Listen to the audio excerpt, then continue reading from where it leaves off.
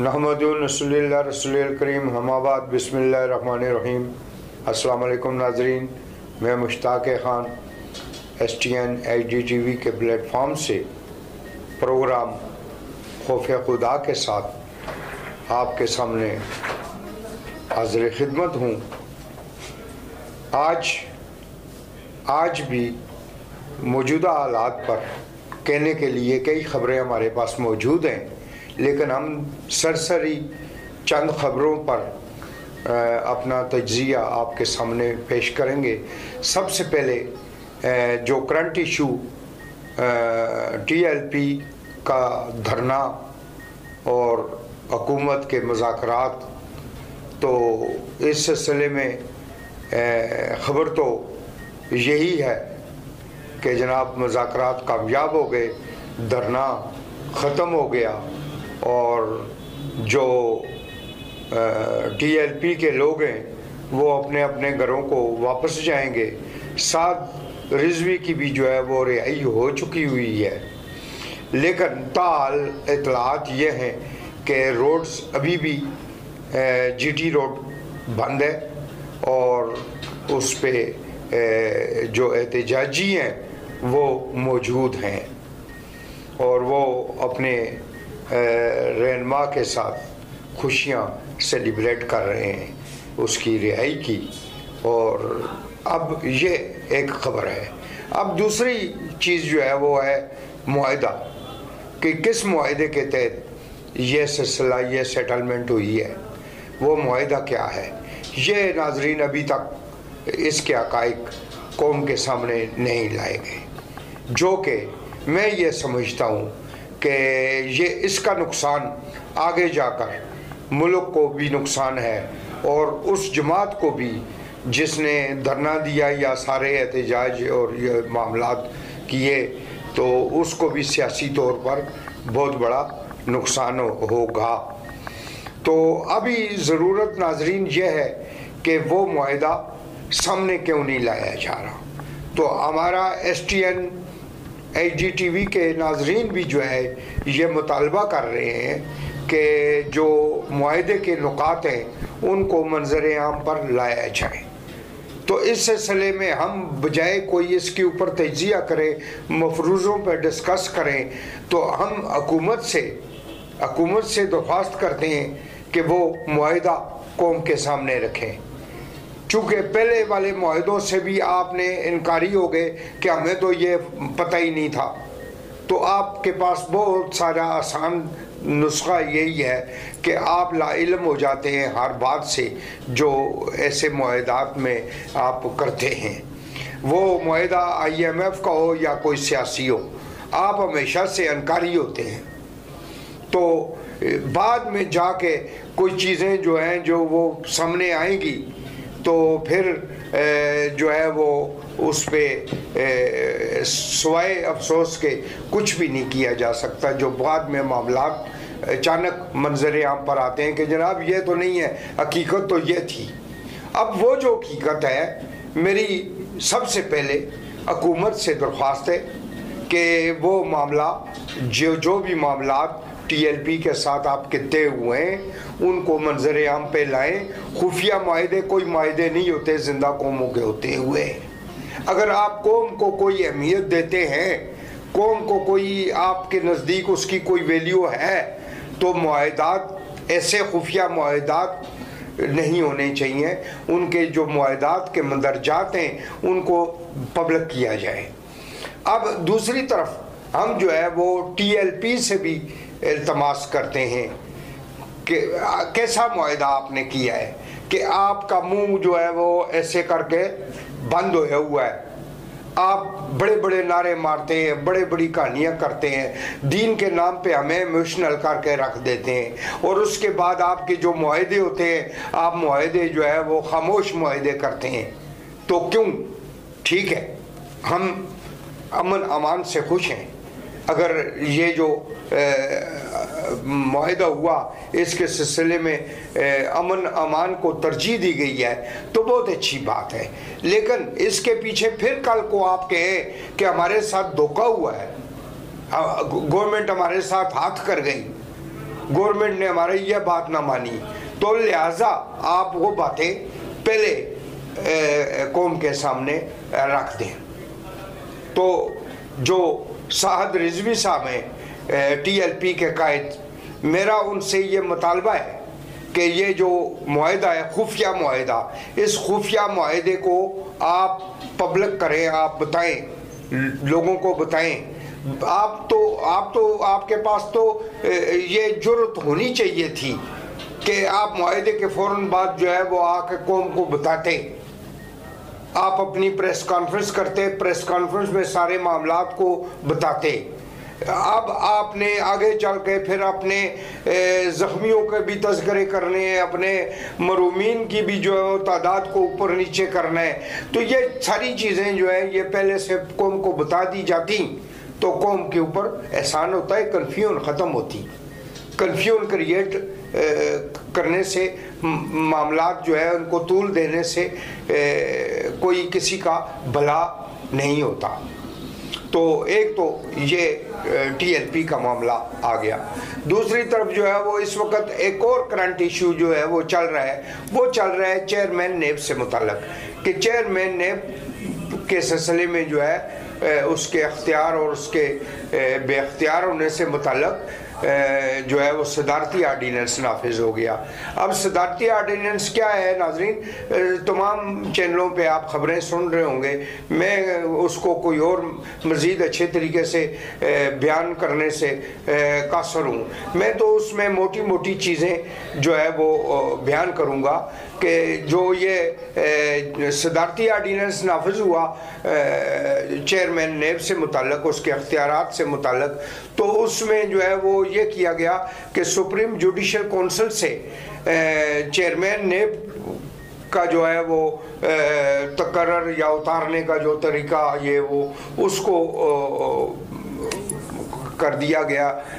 Supreme judicial council से अख्तियार लेकर वो भी सदर को दे दिए गए और सदर को ये अख्तियार दे दिया गया कि जनाब चेयरमैन नेब को जो है वो आप ही उसके साथ निमट सकते हैं, उसको उतारना है या रखना है। तो बात यह है कि ईवान सदर तो वज़ीर आज़म हाउस का पपट है। जो वज़ीर आज़म हाउस से हुक्म जाना है वही सदर ने जो है वो, सदर तो डाखाना बैठा हुआ है बेचारा, पोस्ट मास्टर जनरल समझ लें इज़्ज़त के साथ। अदरवाइज सदारती अख्तियारात क्या हैं ये आप भी जानते हैं। ईवान सदर आर्डीनेंसों का जो है वो डिपो है जहाँ से आर्डीनेंस जो है वो प्रिंट होए हुए पड़े हुए हैं और वो जो है निकाल के जो है वो ये नाफज कर दिया, वो नाफज कर दिया, वो नाफज कर दिया।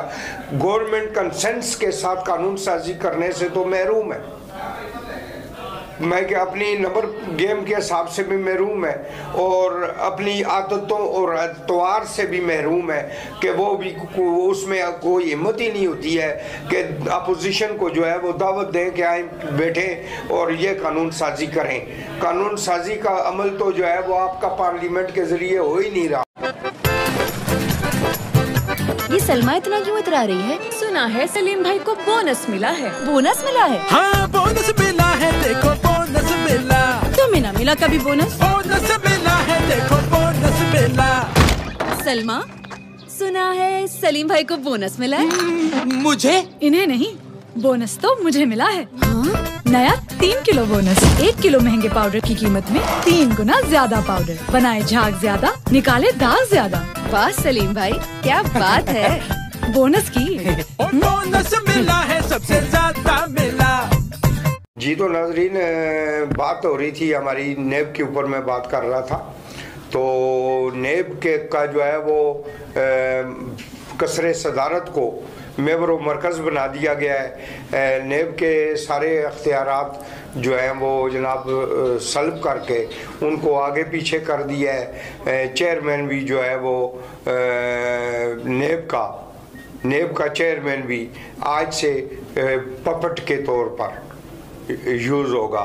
वो वज़ीर आज़म हाउस की डायरेक्ट डुगडुगी पे आ गया है।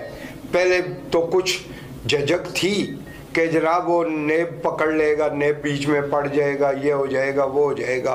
तो यहाँ से यही कहा जाता रहा कि जनाब अदारे जो हैं वो आज़ाद हैं। तो जनाब अगर अदारे आज़ाद हैं तो ये जो आपने नेब के ऊपर जो है वो अज़ाब मुसल्लत किया है कि उसके अख्तियारात कन्वर्ट करके जो है वो कसरे सदारत में भेज दिए सारा, तो ये क्या है? ये इसको हम जो है वो आपकी कोई हिकमत अमली कहें या बदनीति कहें। हिकमत अमली वाली बात तो कानून की उस सिलसिले में कोई समझ में नहीं आती कि ये कोई फलाह वाली या मुफाद वाली बात हो, लेकिन ये है कि आपकी बदनीति की जो है वो समझ आती है कि आपने जो है वो नेब को अब सही तरीके से ये फ़ैसला कर लिया है कि मुखालफों के लिए, हुकूमत के मुखालफों के लिए इस्तेमाल करना है और हुकूमत के ख़िलाफ़ वो कोई हरकत नहीं कर सकेंगे। ये तो बिल्कुल ज़ाहिर हो गया हुआ है। यहाँ तक तो थी नेब की बात। अब आ जाते हैं अपोजिशन की बात पे।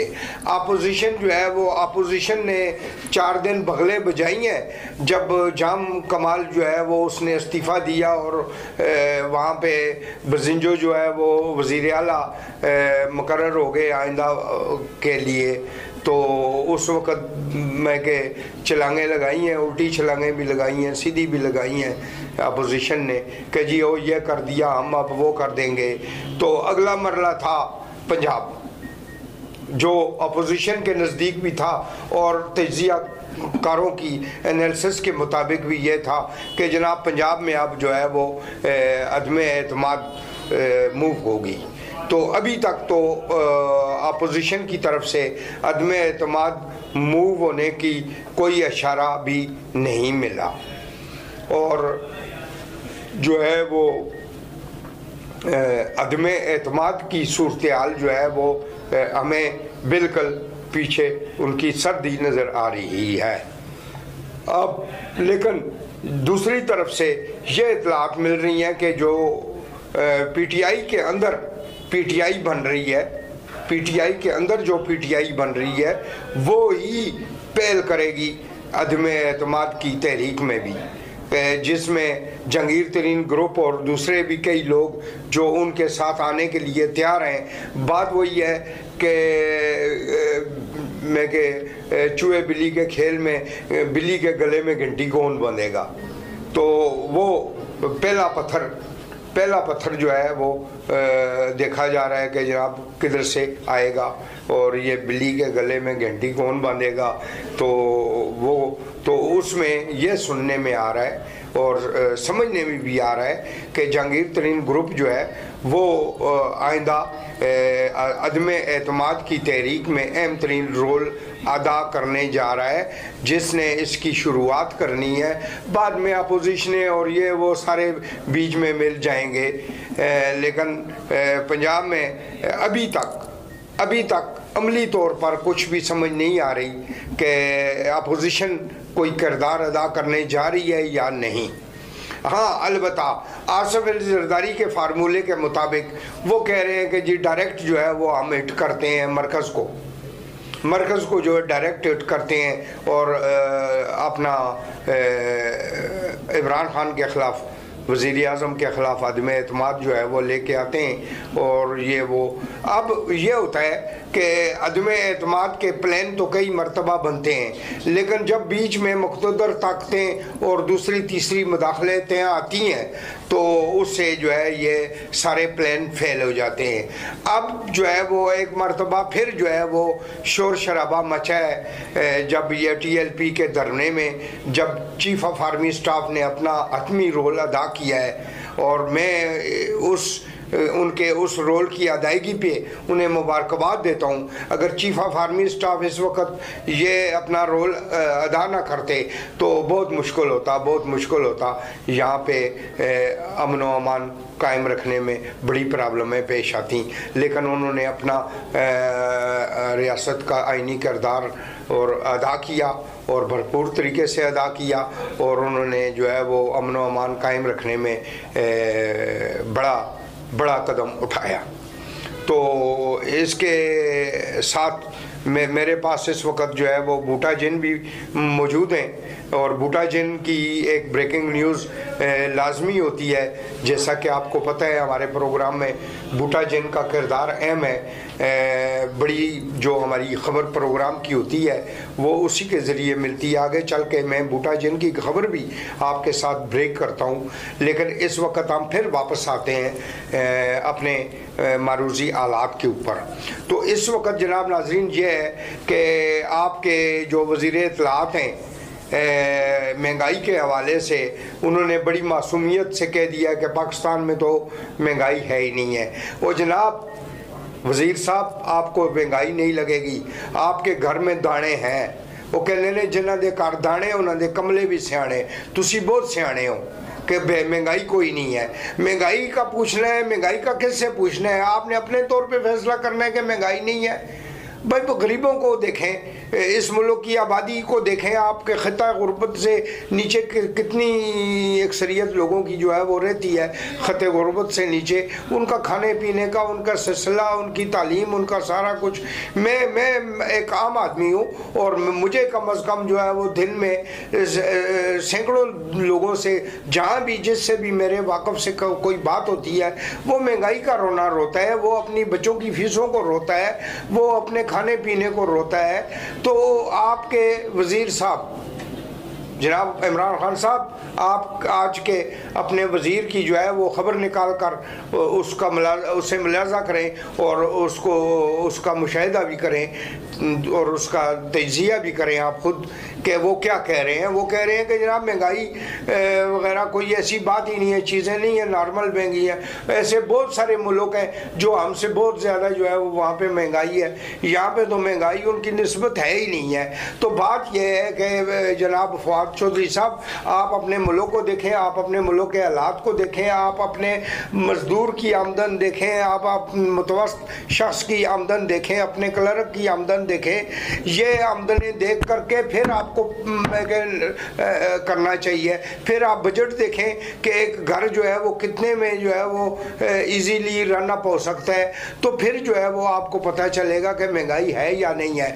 आपको तो जो है वो लाखों रुपए तनख्वाह के ज़िम्मे में मिल जाते हैं, आपकी तो नौकरियां लगी हुई हैं, आपको तो सारा कुछ जो है वो कुरे निकले हुए हैं, आपकी तो लॉटरियां निकली हुई हैं। इमरान खान ने वज़ीर आज़म बन के आपकी लॉटरियां निकाल ली हैं। आपको कहीं पे कोई जो है वो हुकूमत की कोई चीज़ गलत नज़र ही नहीं आती है।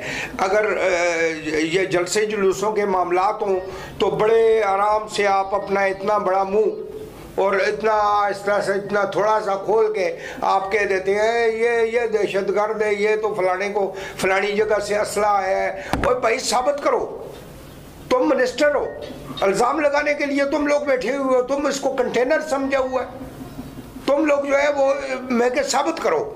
अगर किसी के ऊपर जो है वो जनाब अली किसी गैर मुल्की साजिश में मुलव्वस है तो उसका करो, किसी से फंडिंग ली हुई है उसको साबित करो। तुम किसी को दहशतगर्द कह रहे हो, उसको दहशतगर्द साबित करो ना। तो ऐसे आराम से मुंह खोल करके ये कह देना है। तो इस तरह जो है ये आप मेरा दिल तो कुछ और कमेंट्स करने को कर रहा है यहाँ पर कि जिस तरह की आपकी गुफ्तगू है वज़ीर होकर, और उसी तरह का आपको आगे से जवाब मिले। लेकिन हम मिट्टी पाते हैं चौधरी शुजात के मुताबिक तो कि आपकी बात को दफ़ा दूर कर देते हैं, उस पर क्या तबसरा करना। लेकिन यह है कि इस तरह की लैंग्वेज, इस तरह के कमेंट्स, इस तरह के तासुरात, इस तरह के बयानात, इनसे गुरेज करें। लोगों को तकलीफ़ होती है। जो पहले ही भूखा है उसको पता है कि मेरी मौत ही अब जो है वो चंद कदम दूर है मुझसे, मैंने इस फाका मस्ती में डूब मरना है, मेरा अख्तिताम होने जा रहा है। अब उसके ऊपर आपका जो है वो आपका बयान वो क्या असर करेगा और आप क्या सोच के, मुझे समझ नहीं आ रही, आप बयान दे रहे हैं, बेतुके बयान आप लोग जो है वो आते रहते हैं। और आप अपना, मुझे लग रहा है कि आप लोग भी अपना टाइम पूरा कर रहे हैं कि चलो जी को कर रहे हैं, खान तो खुश हो रहे हैं, बाकी छोड़ो। ये बात बयान देने से खान तो खुश हो रहा है, बाकी छोड़ो। खान कोई खुश नहीं हो रहा, खान के लिए जो आपकी सपोर्ट होनी चाहिए वो खान को भी नज़र आ रही है, कौम को भी नज़र आ रही है। आप किस तरफ जा रहे हैं, कौम किस तरफ जा रही है, खान किस तरफ जा रहा है। तो छोड़ें, आप अपनी नौकरियां करें, आप अपना टाइम पास करें। आगे आपकी अगली मंठार वाली गाड़ी आगे लगी हुई है और आपने अपना जो है वो चोला चुकना है और मंठार वाली जो है वो गाड़ी की किसी सीट पे रख के बैठ जाना है, आगे चले जाएंगे आप किसी और घर में। हो सकता है कि आपके उस वक़्त TLP फेवरेट हो जाए और आप TLP की किसी सीट पे बैठे हुए हमें नज़र आएँ। तो आपका किरदार हमारे सामने है, आप लोगों की सारी पोजीशन हमारे सामने है। शेख रशीद हो गए, फवाद चौधरी हो गए, इस तरह के बहुत सारे लोग हैं जो खिलरे पुरजे हैं। ये जब भी कोई स्टेबल किस्म का निज़ाम सामने आना शुरू नज़र आएगा तो आप उसी का हिस्सा बन जाएंगे। आप उसी में जाके खिलरे पुरजे सारे इकट्ठे हो जाएंगे। ये हमने पीछे मियाँ अज़हर महमूद जब उन्होंने काफ लीग बनाई थी तो हमने वो भी वक़्त देखा है। हम उस वक़्त भी जानते हैं कि कौन कौन से लोग परवेज़ मुशर्रफ की सेटलमेंट की छतरी के नीचे जो है वो आए थे। और हमें यह भी पता है कि जनाब जब नवाज शरीफ इक़्तिदार में आ गया तो कौन लोग उधर से उधर हुए। तो ये सारा कुछ जो है वो गोरख धंधा है। ये सिलसिला अब जाके रुकना चाहिए। ये लोटाक्रेसी, ये सिस्टम, ये ज़मीर फरोशियाँ ये बंद होनी चाहिए। और इसके साथ मैं आज की जो है वो बूटा जिन की ख़बर जो है वो उसको ब्रेक करता हूँ। और बूटा जिन जो है वो आज भी सारे हालात की बात बूटा से मेरी हुई जब तो मैंने बूटा को कहा कि मैं बूटा जी अब ये हालात हैं, ये सिलसिला चल रहा है तो ये कहाँ तक जाएगा। उसने कहा कि मैंने आपको पहले भी खबर ब्रेक कर दी है, 2 मरतबा कर दी है कि जनाब 26 नवंबर तक इमरान खान हुकूमत फारग हो जाएगी और साथ ही इसकी सूबों की हुकूमतें भी जो है वो फारग हो जाएगी। तो लिहाजा मैंने फिर इस बात पे जोर दिया कि जनाब कैसे ख़त्म हो जाएगी।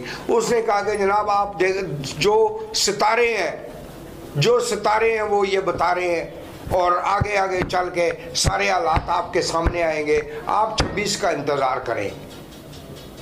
मैंने कहा जी 26 को अगर गवर्नमेंट न गई तो वो कह रहे हैं कि जनाब अगर 26 तक इमरान खान नहीं जाता तो फिर आपको 5 साल इलेक्शन के जो है वो उसको पूरे करवाने और मैं के उसको फिर अपनी टर्म वो पूरी करके जाएंगे।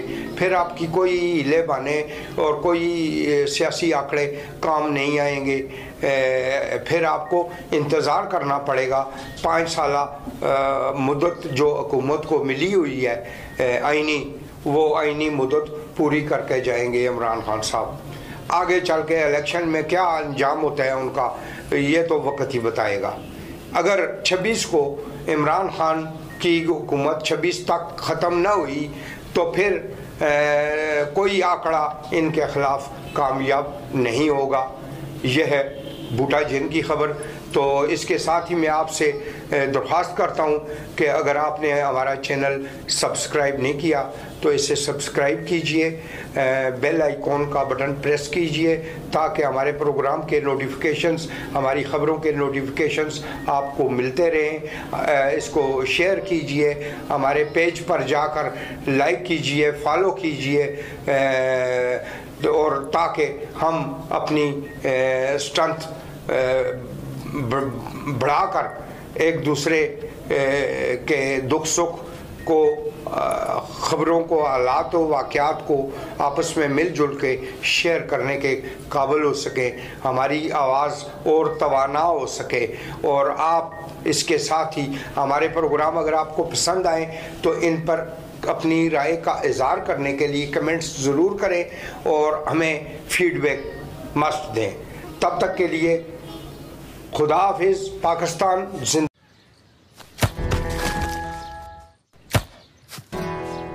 Come on, champ. Come on, champ. इतनी मुश्किल किक क्यों मार रही हो? कौन करता है ऐसे?